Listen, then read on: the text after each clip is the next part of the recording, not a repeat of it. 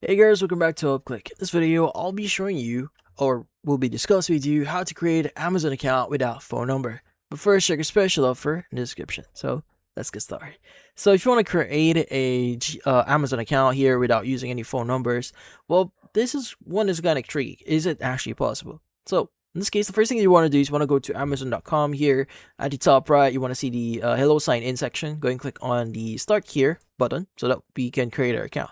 Now from here, instead of entering your mobile number, you need to enter your email address. So let's go enter our email address and click on continue.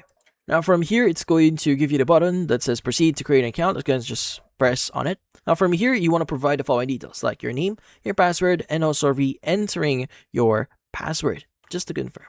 But in this case, let's go and just provide those details.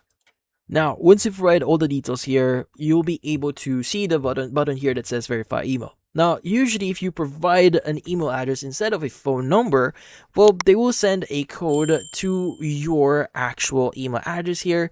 And basically, you need to enter that code inside Amazon to verify that you are really the owner of that specific email account.